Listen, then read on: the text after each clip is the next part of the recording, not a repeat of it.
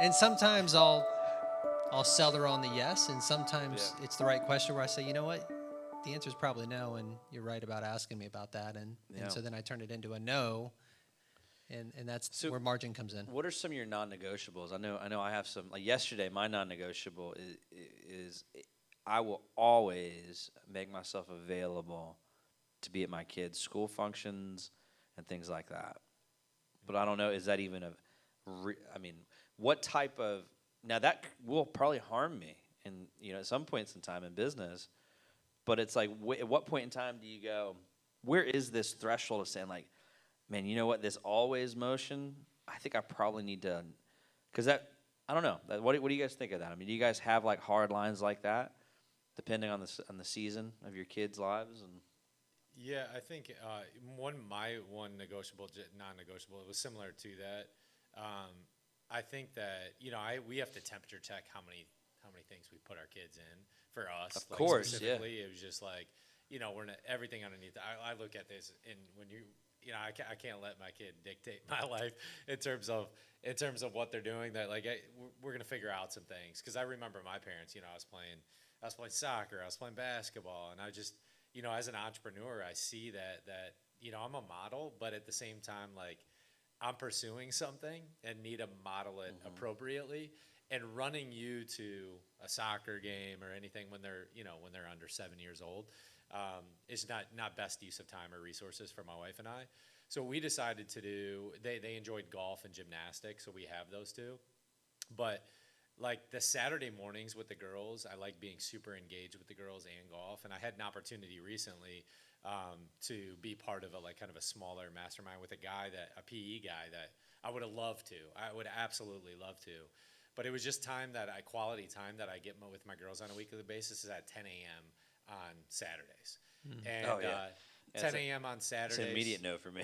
Is Like, is oh no, I'm uh, not doing that, bro. is like kind of like is my time. So that was just a non-negotiable of like me being present that I didn't want to miss out on that. And that's the one time I'm going to be home because I realize we set the expectations in this season with my wife that she's going to be taking more of the load, the travel load, because there's a few things that we do, even with Genevieve we put them in dual language immersion program, and it's a little bit further away. So that's a commitment, right?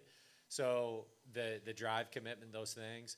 But with the one big thing for me of understanding the seasonality of things, because like as Josh was mentioning, there's like you have that push, and I think John Maxwell explains it well. Like you're in an incline, a real like heavy incline sometimes, and then there's that plateau period that you need to break, digest, reflect, and then pursue the next level because you're in growth, right? Like that curiosity always is strong in us as entrepreneurs to grow. But what I would say is that Kelly and I have really done well is setting expectations as far as those seasons. And so we didn't do that well 5 years ago, but man, are we a lot better today. And she's on board. I realize I'm going to have to take more of that load during this season. And so we said 2 years. So 2 years is going to be a really strong load but in our mind, it's not the forever load. So we got to figure something out with. So you guys do it like you have a collective where it's like, and I found that. So that's a similarity. I'm trying to find similarities that we have in our lives that we can help share with others. Brittany knows, and we talk, like, and she knows what's going on, and she checks me, and we have conversations, and it sounds like you do the same thing weekly, which is awesome, and that's a common thing that like if people aren't doing that, would you say that, hey, make sure that you schedule like this if you want to learn to set balance, that we also realize that balance is unachievable. It's living in the gap. You're never going to actually achieve because balance seems like it's a point A to point B, right? Yep. And like you arrive and get enlightened with it, and life ain't that way, right? You're in this. Yeah. It's a river, right? Well, and so much, whether it's entrepreneur, which has its own dynamics, where so much is on you, it either gets done by you or your team, or it doesn't get done. Me, thankfully, I have a big, capable team. I have the backing of private equity that's awesome and helpful. So there is a little bit of different dynamics there. But so much in our life is fluid. Yeah. Even our business plans, our strategy. Oh. week to week. Yeah. You know, I was listening to Dan Schulman, the CEO of PayPal, at an event, and he made up a really good point. He said and this was mainly around technology, but so much of technology dictates our life. The speed of change will never be slower than it is today, which only means it's going to be faster. So the speed of our lives and the nimbleness of our plans, it's going to change. So without that cadence, you're going to get disconnected, which will probably lead to some frustration, or if you're strategic about it, it actually allows you to create the margin. Yeah. And so I remember listening to a talk, Alan Mulally, at that time the CEO of Ford, but he had just come from Boeing. Great run at Boeing and really led Ford during some of its prime years. He made an interesting comment that I took from his speech. He says every day he worked 8 to 5. That's it. He didn't work 5:30. He didn't work at 6. That's when he had dedicated time to go home, decompress, family time. And the work's always going to be there. That was another takeaway I had. The work's always going to be there. And I used to just do it when it was there, and all of a sudden, no margin. And you know, a lot of my approach is faith-based, and what I've learned through just mentorship in the groups I'm in is without margin, there's no mission. Which means without margin, we essentially become incapable or inefficient. We're not able to accomplish the things, and that's on us. You start gassing out too, right? Yeah. There's only so much dopamine that we have in our brain and serotonin in our brain. Matt loves this part of the conversation, I bet, right? Like our brains, we are a machine. God wired us. And you know, I have a strong faith as well. Not everyone who watches this might, but at the end of the day, these principles are aligned, you know, and they're eternal, and they work. And so our bodies are wired with a certain way of like waves, you know, you have to have rests and reps, and you have to have these different things, and you have to, you can't make time for anything. You simply have to take time and allocate the priorities of that, and that's what this conversation is all about. Is how do I dictate my most valuable resource that it's just gotten less as we're talking, right, as we go, and you know, and as having children, I believe the most valued time in a human being's life is between the ages of 0 and 13.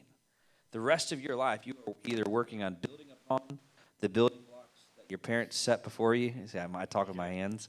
I need to stop. And then, or you are rewiring and trying to fix those age points. You know, those age that 0 to 13 have such a valid point, and a parent speaking into their lives of their children. And so I think that this conversation is very timely. I mean, your guys' company is built on business owners. It's franchise owners, and anybody can sign up to own a piece of Office Pride with franchise. Right. And so this conversation, I'm trying to fix this while I talk and not lose my train of thought. So the conversation on this should be very important to you as the CEO of a company like that, because it's like if your franchisees gas out and they get divorced, or there's the D's, right? You know, destruction, disability, divorce, and so you just kind of get into this place. I guess I lost the fourth D, but you know what I'm saying. It's like, so what do you say to the people who feel like they just can't? They feel like they don't have the freedom to take the margin. In all transparency, I think it's an excuse. I think the world tells us we can't control our own calendars. But as an entrepreneur or a high-level executive, you 100% can't control your calendar. You do exactly what I just did. Do not disturb. In all transparency, that is something I learned from some people in my life. They said, look, at 6 o'clock, and you can set it where it does it every day, right? Oh, yeah. And so from 6 to 8, we've already agreed as a family, that's do not disturb time. So, because I get hit up, just like I'm sure a lot of us do, any time of day. Yeah. So you got to put those, you know Todd Hopkins, and he talks about a system of distraction control. If you don't have intention around blocking that stuff out, it'll just come right at you. Yeah. Oh, and it's so easy to forget, and it's so deceitful and deceptive as you get just smashed with stuff coming in. And you're actually, like feeding into that a little bit too, it's how your body actually physically works too in that process is, I went through a sleep study probably a couple years ago, but I started micro blocking the areas to take walks and breaths during the day, because your body goes through an ultradian rhythm. So you have a circadian rhythm at night and ultradian rhythm during the day. And so your body operates in 90-minute stints throughout the day, right? Yeah. And this is wild to think about, but like throughout the day, I did the same thing. So I started blocking out. So my family time is 6 to 8 as well. Yep. So that's the intention. Mine of too. Not to There we move go. away. However, I'm not gonna lie. I'll be fully transparent. It is it's tough, and At times, it's is. tough to shift that. Because you do have the ability to shift that into your calendar of like when and where that is. But the understanding of now's in, I think a lot of people here when I'm working out of here will see me take a walk, right? Yep. And that's my breath and walk work because I'm taking that 90 minutes and then I'm taking that time to really digest. Like, what did I just do for the last 90 minutes? Like, what was that? Did it count?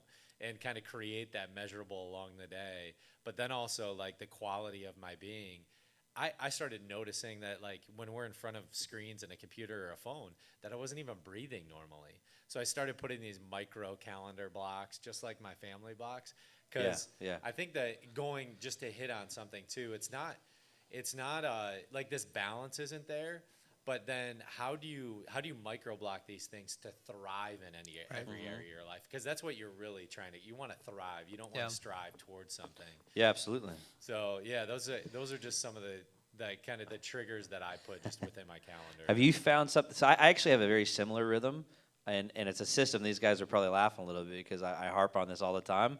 And like every morning huddle, I'm like, all right, what are your top 3 projects? Yep. Laying out your 90-90-60, make sure your waiting rooms are in play and your calendars are built out. And that doesn't mean much to most people, but that's literally 90-90-60. Say, I need you to be highly productive today, and you have permission to tell us to all go away for 60 to 90-minute runs, to put your phones on Do Not Disturb, and you are focusing on one item, one task, and you have a mandatory pause after that 90 minutes to go on a walk. If you're doing works with your hands, you're going to do something with your brain. If you're doing brain work, please go on a walk and do something with your hands, because it takes that 30 to 40 minutes to rebuild. Yep. Right? Do you have anything similar? I'm just wondering, because I have something almost identical to Matt's. So I'm a big believer in frameworks. Yeah. You know, in the work context, we do follow the traction model, Yeah. which can be a little tactical, but it keeps things on task. I've always learned that the main difference between successful entrepreneurs or businesses is their ability to stay disciplined on the big rocks. And what I've seen is companies, all of a sudden a month goes by or a quarter goes by, and they haven't even focused on the big rock. And all of a sudden they're falling behind their competition. They're not growing as much, where that daily, weekly, monthly kind of discipline is what will drive. Well, then I thought of the margin topic. As fathers, as business leaders, we strategize on all this stuff in the business, and then I think we get a little lackadaisical when it comes to being strategic on margin or sleep or nutrition. Yeah. And that's where the wheels can come off, because those are the underpinnings of how we operate. And so for us, the reason we did the weekly meeting is because I said we need a strategy to be in front of these things. That strategy was simply a once-a-week date that had a little bit of, I think, strategic angle to it. So we might go to the Oxford Exchange in Tampa, grab a nice lunch, but then go sit on the couch for an hour and say, what's going on with the calendars? What's going on with the kids? Making sure we don't miss those things and committing to those things. So we just put a strategy in place with margin. There's a lot of strategy with my wife staying at home, with us homeschooling. That's all actually around so we can travel more as a family and do fun things. Our family motto is to live adventurously ever after. Well, so then we put a strategy behind that. So your family has a motto. Yep.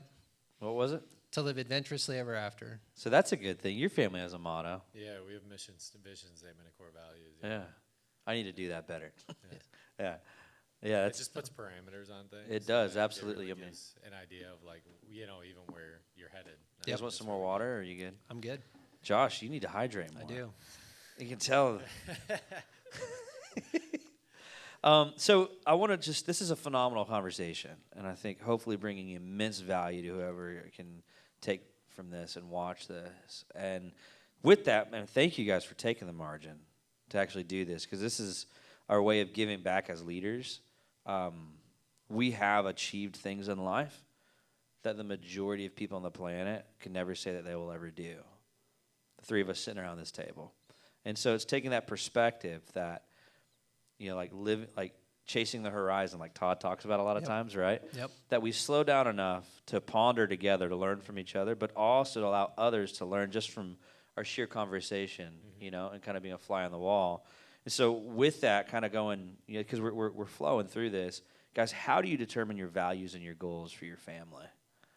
You have that. I feel like we have a mission statement, but I think I can tweak it in my it's something I have to retool right now in my life because life's a little different with our kids getting older. But how do you guys determine your values and your goals as a family? We don't feel you're just dragging your family along, right, and letting them.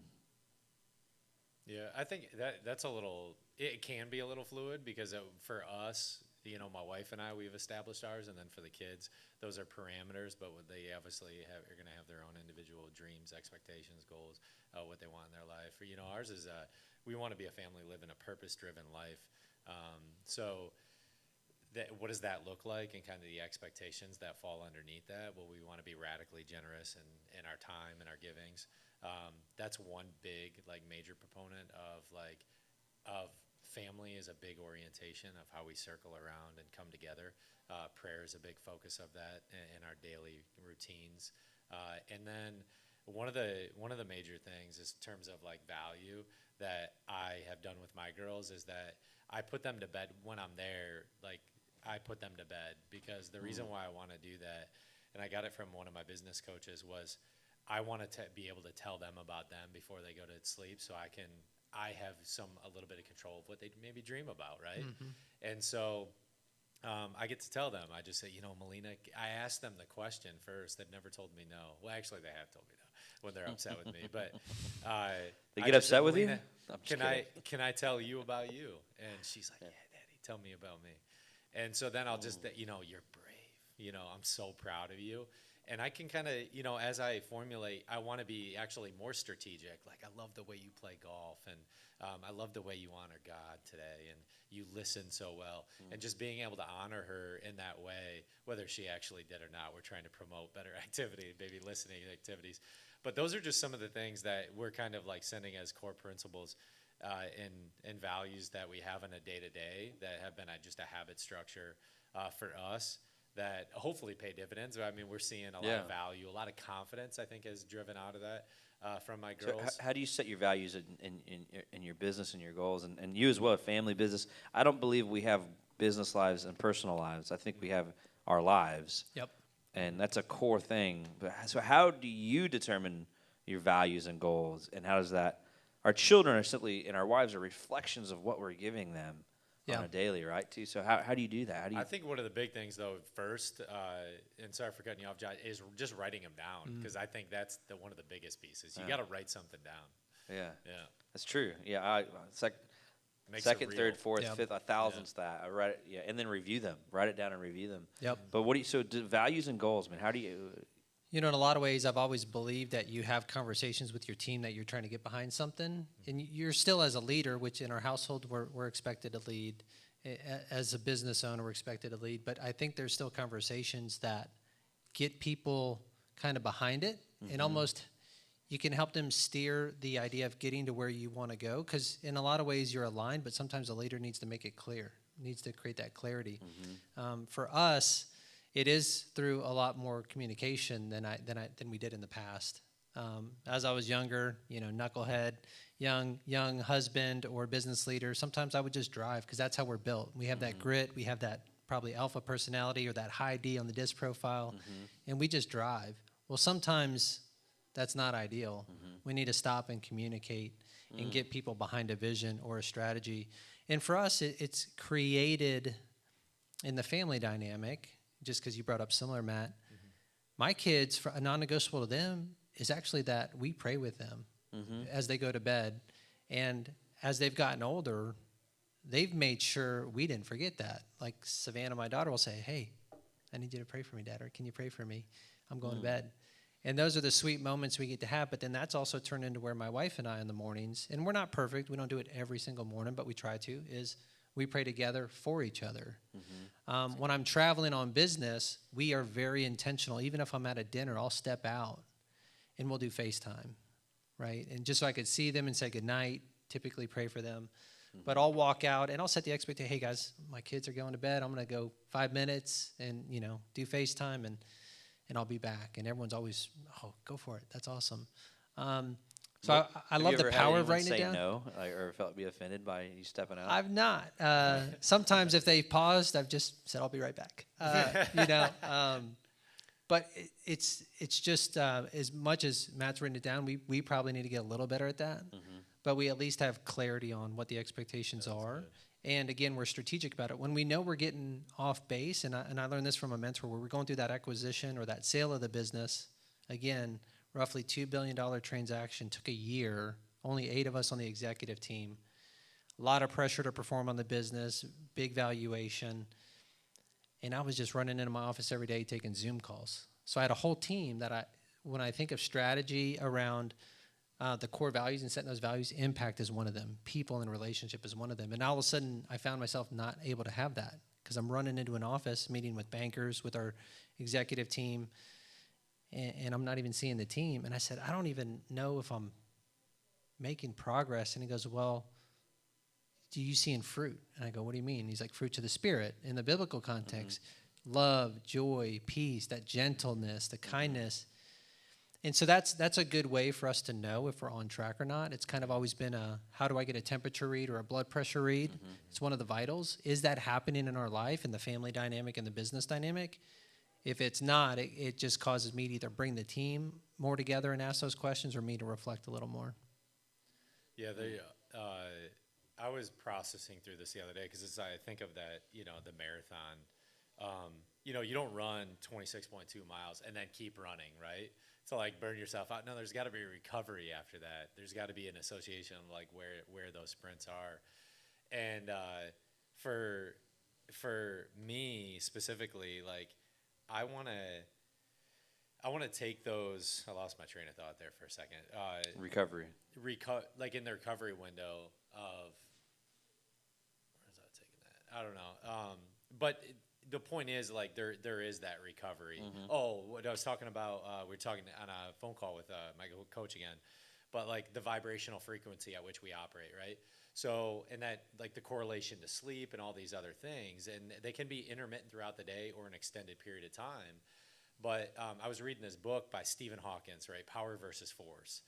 And I'm trying to be more in tune with this because he put it on a lever of Adolf Hitler was operating below 200, right? Mother Teresa was above 700. Gandhi was above 700.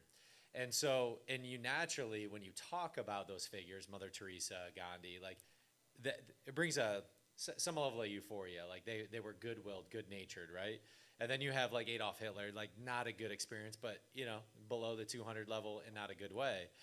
And so then I just, from a day-to-day, I was thinking, what level am I operating at? Am I trying to burn myself out and keep running after the 26.2 or the 13 point or whatever it might be? Or am I genuinely, even, whether it's at work, present, and this happened the other day, where I was on the road and I was going to a meeting, and my marketing director, she called me, and it was a poor time to pick up the call. I didn't need to pick up the call. I had the maps on. I was unfamiliar with the direction I was going, and then I was super short with her. And I was thinking, I thought back to that. I'm operating at a very low frequency level right now. The energy which I'm emitting, it's better to not take that call. It's better to maybe not, I don't know, not push forward with that or whatever it might be, of really being in tune of what should and shouldn't I do. And it takes a lot of discernment. That comes back to the biblical, what is the Spirit filling me to utilize that discernment? Because I didn't use a lot of discernment, and I was and then I was super short. I was no, that's awful, when I could have just shut it down, got to my point A to point B, really been able to kind of thought through and analyze and then respond to it.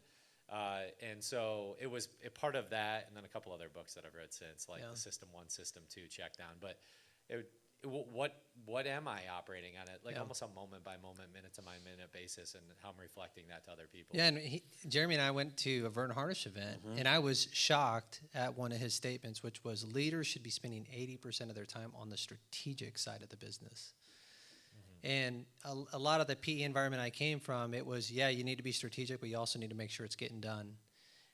And what I realized with that, though, is we actually do need to carve out our schedule in a way that we could be more intentional in setting the values, setting the big picture direction.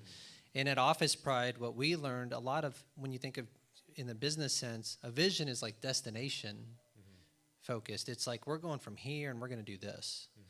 And it's kind of like, okay, well, it's just A to B. We have actually made the decision to have a journey-focused vision. And I think that's a game changer. Journey-focused vision. A journey-focused vision. So we know the things we're trying to accomplish meeting by meeting, day by day, quarter by quarter, right? And one of them is eliminate vulnerabilities. So it's just from a stewardship perspective of the business, we want to eliminate anything that's a vulnerability or slowing us down or a potential liability. We talk about perpetual growth. That could take on so many things for so many of our franchise owners. And then when you really think of the impact, we have roughly 5,000 or 6,000 employees throughout the United States. So when we set the values, we are trying to think of impact, people, and just that creates that journey focused, which also creates the interaction mindset, which creates some of the goals we have in mind. But being journey focused has been a game changer for us. Yeah, what are your top 5 principles? And I kind of phrase it: the principles are few and never change, right? Methods are many and change regularly. That's one I remember learning that, and it stuck with me. What do you think the 5 principles of being successful and setting healthy priorities are?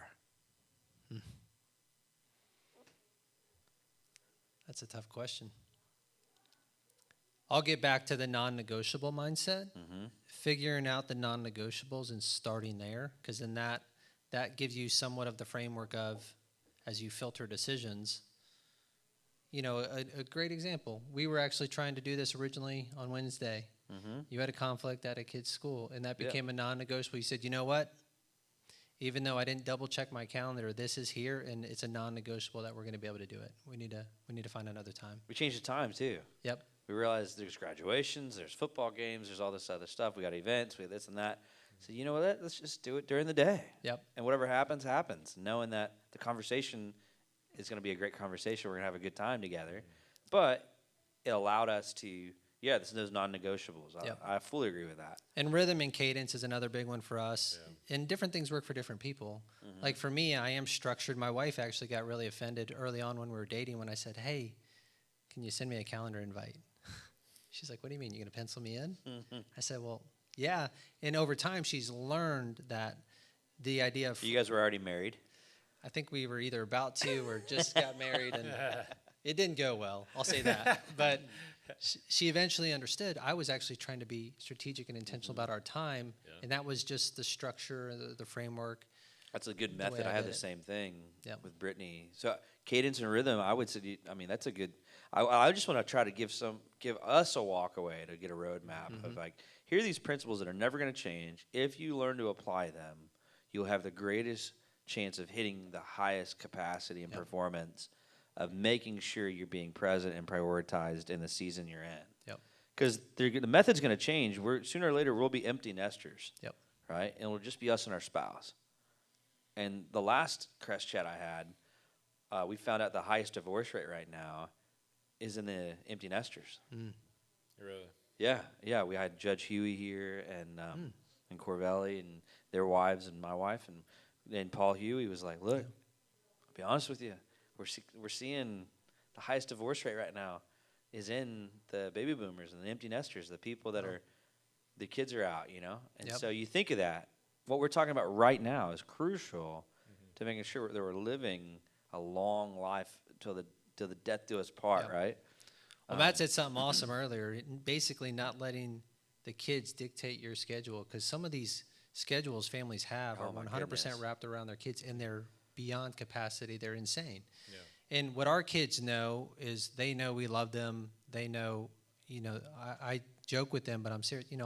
guys, I'll die for you. You're that important to me. I love you beyond words.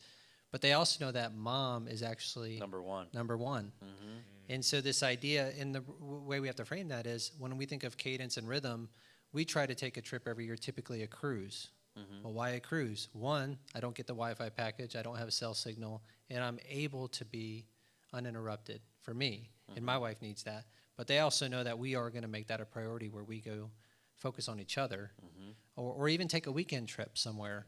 So they see that, and we remind them, hey, we love you more than you know, but mom's first. Yeah, that's important. Yeah, I try to get home, and it's always. I mean, we got 9, 6, 9, 6, 4, and 2, right? And you guys, right, stacked in there. And I'm not always the best at this, but I always try when I get home. Brittany, it bugs Brittany so much when I get home.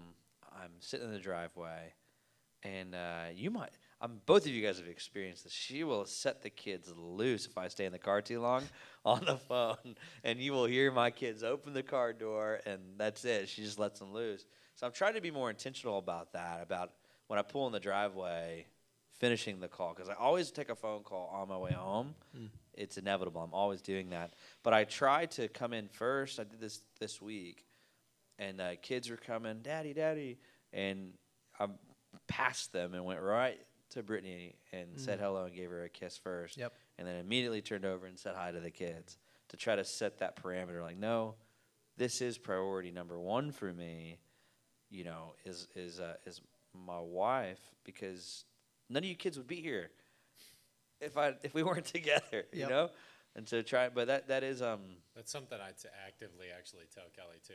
I do want to even say it in front of the kids, and they actually know that now. I was like, I would die for you. I love you more than anything, but I love your mom more. I picked her first. One of those things. So is it so I guess that would be from like a position of, as a leader, it's verbalizing the priority, right? And I think that principle can apply to business, to relationships. We're talking about but that's a principle that I'm kind of drawing out of this, is like we're verbalizing and showing through action, word and action, what is a priority first, and making it Yeah, it was unquestionable. last Thursday. I was actually at he phenomenal guy, and Jeff Richard. He is a PE guy. He's been part of, I think, 11 exits at this point, which is I'm like 11. It's pretty intense. But one thing that he goes in, and he has guidelines associated everything, but he even tells his team that number one, faith is the biggest. Second is family, and then my business comes third. But he's like, he'll call employees out, and he's like, look, faith and family are what's most important to me, and I see that you're working until 8, 10 o'clock every night, and I know you have a 13-year-old kid. He's like, if you do burn yourself, it doesn't help me, because then I have to replace an employee that's really quality. And then you have, who knows what your family life is like. He's like, get out of here. So he really sets that cadence and that rhythm and sets the tone early on, is like being bold about it. Like, Yeah. so this is the priorities. Super These intentional. are the priorities that we're going and after. he expects that from And we're, everyone these else. are the initiatives. Yep. Period. If you're off these initiatives, you're off target. Yep. Like priority, right? That's setting so I have it. So the three I have right now is figure out your non-negotiables, your rhythm and your cadence, with word and deed showing what is top priority, and setting this is it. Yep. No, make it undeniable. Yep. Right. I got a question too, Josh. Like I think of this too.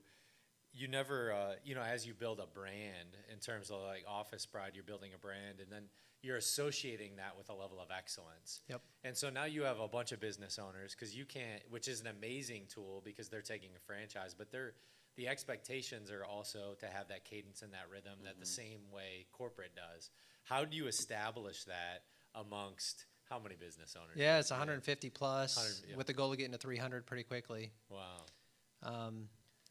It is tough because in a lot of ways in the franchise model especially, we have influence, but that's it. They're not our employees, That's right. right? But we do take the idea of impact seriously. And so that's where we do our best to pour into them. And our company is faith-based, so our model, you talked about principles. We have 7 guiding principles that talk about how we think and filter thoughts and how we strategize. And we are bold about sharing that with them because we want them to understand this is how we're going to support you, and this is the playbook that we hope you can adopt. And margin and setting the tone. And I think there's opportunities as the way I kind of do it. So I do a CEO video to the network, but I'll make it intentional with the messaging around, hey, I'm taking time off. I'm going to go with my kiddo, and we're going to, we're going to have a daddy-daughter date. And just, I hope you're finding time to, to carve out the time and be intentional because, there's books like The 4 Disciplines of Execution talks about the whirlwind. And as business owners, we get sucked into the whirlwind, and all of a sudden months go by and we haven't been able to pull ourselves out. Our family sees it, but we're blind to it in a lot of ways.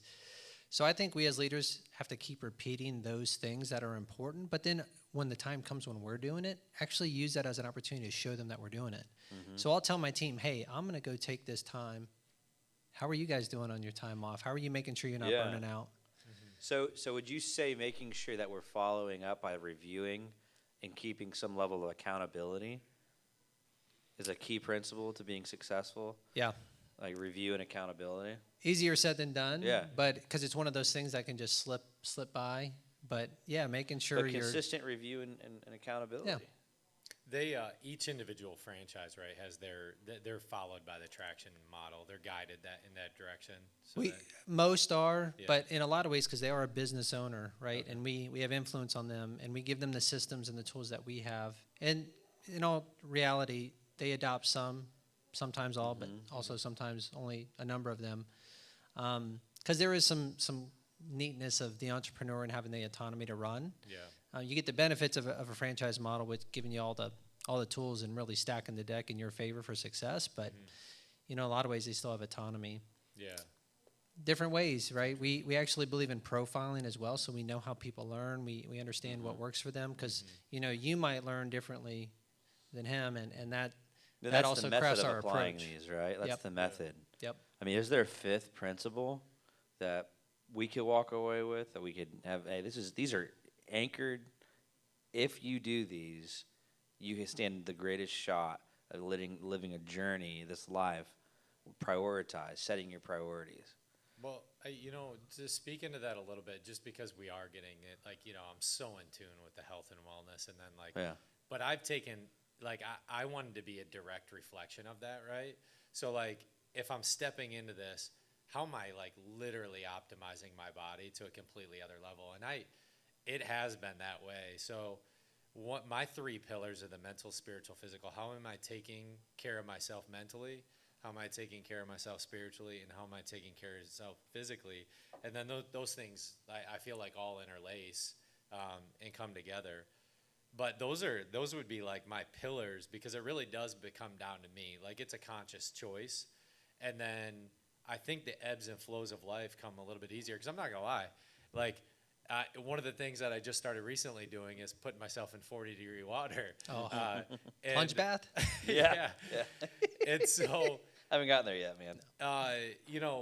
doing that doing that 3 days a week, I try to get 21 minutes and this is then going into pretty hyper-focused workout from a physicality standpoint, prepares myself mentally. And then I'm also guiding myself spiritually through that. And so for me, really, I do that with the intention of just to get better that day. And then those are compounding efforts to eventually grow over a very, very long period of time.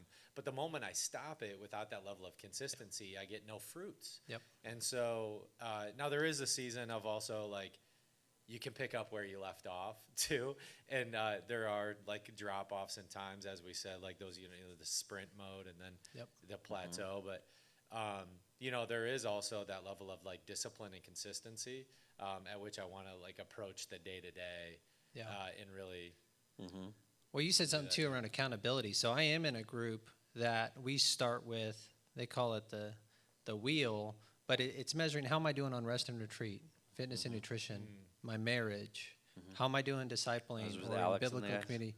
through C12, Yeah, right? C12, yeah. Well, and it's not that things are meant to be in balance, but if all of a sudden something's a 4, You're reviewing it, right? yeah, You and can so then the measure it. accountability Yeah. is, well, tell me why that's a 4, man. And do Yeah. you need help getting it to a 6 or a 7? Forever, I was a 3 or 4 in my fitness and nutrition. I played college baseball. I know the things to do, and I actually chose not to do them. And thankfully, coming into this year, I had some of those folks saying, man, you've been saying that. You've been rating it a 3 or 4, and you've actually not been doing anything. Like, what's up with that, man? And so thankfully, I've lost 20 plus pounds since the beginning of the year, and I was actually intentional about it, but I would not have been if someone Without the wasn't accountability and the review. to hold me to some accountability, Yeah. right? That's good. I would say like the fifth principle is that don't quit, right? When you fall off, Today's not when a you're good day. reviewing it, today's not the day, right? You either win or you learn. The only way to fail is to quit, Yep. right? And that principle is that you will never arrive 100% at this. So take the shame off of that. The goal is not the end. Yep. The goal is the journey, because the end is death. Like there's, and so your goal is to leave the highest capacity of legacy as possible for the next 200 years. For your kids, your grandkids, kids, and everything following through that you can set up things in motion. Because the things that matter, whether you're trying to break $100,000 or trying to exit at $2 billion, all these principles are the same. Yep. You'll never get to the 2 billion, and if you do, and you don't dance with this, you'll probably not live a lot longer after the fact to enjoy it, That's right. right? that's just a reality. Or if you do, most of the time, like your kids will hate you. Mm-hmm. And I don't know, one of the main reasons why I put myself back in the meat grinder of a startup, with Cress, was the conviction and drive of, man, we got to help other entrepreneurs and leaders, because I'm sick of the divorce rates. I'm sick of our fatherlessness. I'm sick of, all this stuff going on within, friends dying young and hearing all this stuff. And you just go, it's, and so it's like these conversations are really valuable to me, that we have these. And I was blessed. I think we've all been blessed that these are common conversations that we have within our peer groups. Yep. But I'm realizing a lot of people don't have these conversations, and it's sometimes we get lost in that, that we have some tools and some nuggets of wisdom that have been given to us that we didn't learn on our own half the time. It was other people having conversations with us. So I appreciate you guys taking the time out of your day and to have this chat with me, and for being friends. I mean, I learn from you guys all the time. We have fun together. We need to do some more recoil therapy soon. Yeah. And Recoil therapy. that's my favorite type of therapy, Yep. recoil therapy. You can Google that. I don't know if that's even a thing, but we should patent it if it's not. Yeah. Um, It's a real thing. It's a real thing. Yeah. I don't know if it's one of those things that said much. But guys, what were some of your top takeaways? I think our food's probably here. But which is, man, I love that food. So go after It's it. a fresh kitchen. It is I a love fresh it. kitchen. Fresh Yeah. kitchen. Guys, did you guys enjoy this? What were some of your top takeaways from the conversation? I think overall, I'm trying to think of a few things that I even asked Josh, but I would say that it's that was the one, like, awesome, the journey vision mindset. Yeah. That is something, I don't know if you guys have trademarked that. That's phenomenal. But it's that journey, it's like being part of that journey and just being present. Like I'm always trying to fast forward, right? It's the 5 habits of highly effective people. I want to begin with the end in mind. I want to reverse engineer that. And I took the time actually last year to write out my eulogy. I was like, you know what? How do I want to be remembered, right? Yeah. If I die tomorrow, how do I want to be remembered? And truly what I want people to say is like, man, he was a great guy. He always gave me time. He was super present with me when he gave his time. But he worked his ass off to really get things done too. And he had a mission in mind. And so it's one of those things where to have a journey vision mindset, not only with my family, but even in my business, is, hey guys, like, yeah, this is where we are trying to go, but like, we're trying to win today too. Yep. We're just trying to win today. Yep.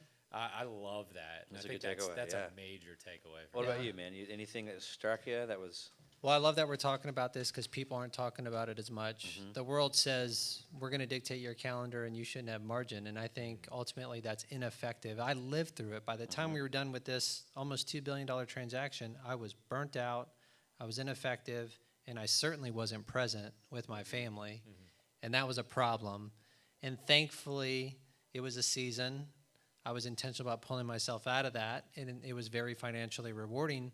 But also through that, I learned there is a difference between success and significance. And a lot of the margin conversation today and a lot of what we're trying to talk to is I would rather be significant than successful. Dude, and that's there's a like difference. my takeaway right there. Like Yeah. you just dropped it. I'm glad I asked it. There's a difference between success and significance. Yep. That's a huge That's takeaway. good. Yeah. I mean, I've never heard. Did you come up with that? I've heard it from others, like you said, in my Oh, life man. that Yeah. have talked, that have had much more success than most people in the world, and they've said there's a difference. And we unpacked it, and they were right. There's a difference between. I think too, success really, and because significance. our mindset I believe also it, but it's goes never had to it framed like that way.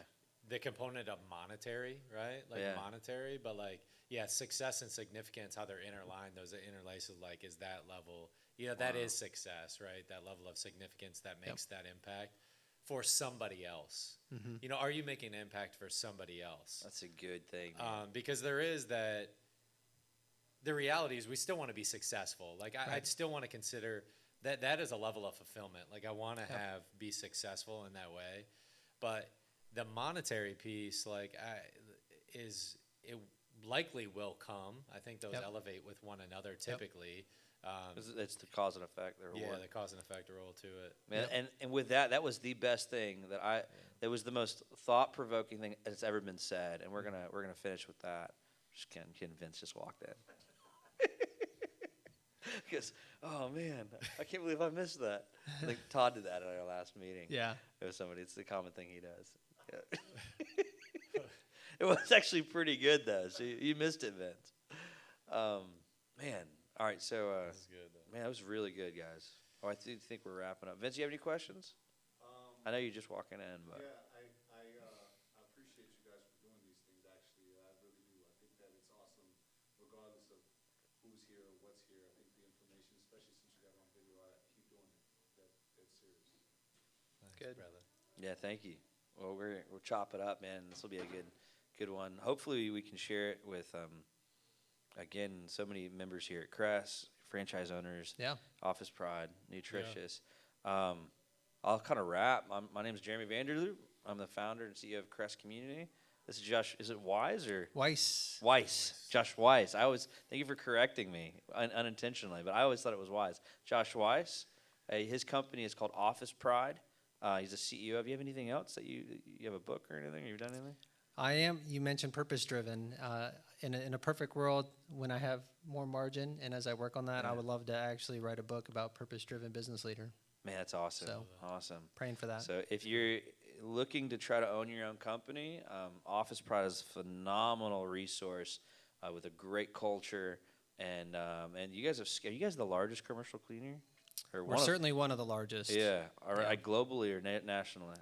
We are just in the U.S. right now, Okay. Right now. kicking around ideas Yeah, of yeah. potential international. What are So hot markets that you're looking for right now? Just curious. So we're in 28 states. We have the kind of the eastern U.S. pretty well covered. So I'd say anything out west in any of those big cities. We're already in Denver, but we're in Yep. certain parts of how California. can people get a hold of you? OfficePrideFranchise.com. OfficePrideFranchise.com. If you want to become a franchisee or want to know more, Matt. Nutritious. Buy my pouches. We need help. We're going to actually into a soft launch, so we're proud of you. We've we're going to pre-sell a couple 2 hundred years, orders. dude. You've been working, or 3. You just talk. No, 3 years. Yeah. No, the original idea concepted about 2 years ago, and that's when we said, 2 years.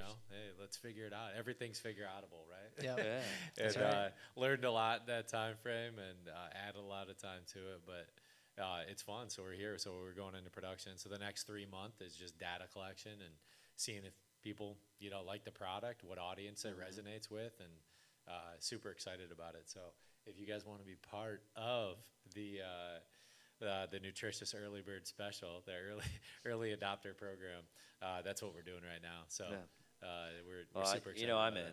Convenience and health is it's a big thing. I like it. Yeah. All right. Guys, that's a wrap. That's a good That's a good wrap. chat, man. That was a good chat. Let's go eat. I guarantee that food's do it. here now. All right. All right. Thanks, guys.